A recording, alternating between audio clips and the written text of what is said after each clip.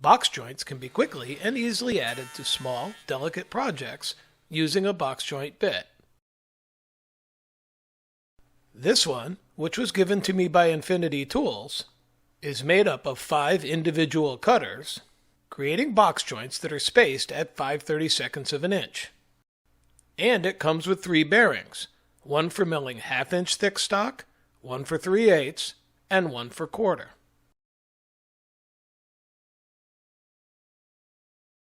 The bit height for the first box joint cut should be set so the cutters are evenly spaced along the height of the stock. Set the fence to be flush with the bearing. Most often the stock won't even touch it, but it is the reference point. Generally, both ends of each part get the same cut. Be sure to turn the parts end for end so that both cuts are exactly the same. In this case, this first cut is being made on both ends of the box sides.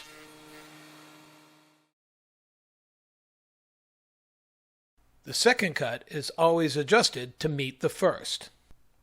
Simply align the carbide teeth of the wing cutters with the fingers from the first setup.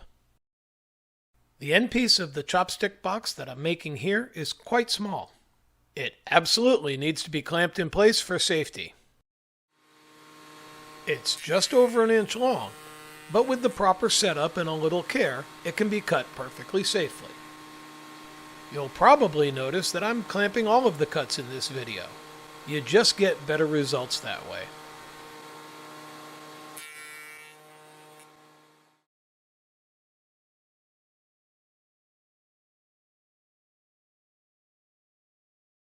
To change bearings without disturbing your setup too much, a thin block of wood can be placed between the cutters and the fence to hold the bit while the nut is loosened. Now the difference in diameter between the bearing and the cutter sets the depth of the cut.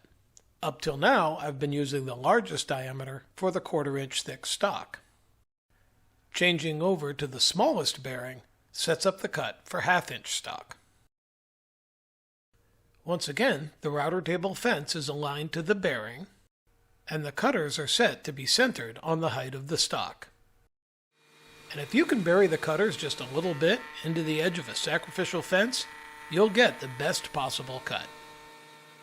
This bit can cut stock up to 1 3/8 of an inch tall in a single pass. But you're not really limited to that.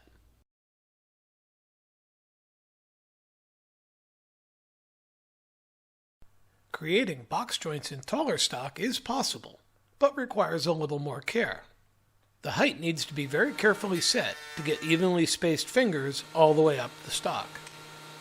The T-caddy being created here is 2.5 inches tall, and adding the lid brings the entire box to 3 3/4. Not bad using a single bit. Working in 1/4, 3/8, or 1/2 inch stock, with projects from 5/8 to 2.5 inches tall, Infinity's box joint router bit will get the job done quickly and accurately.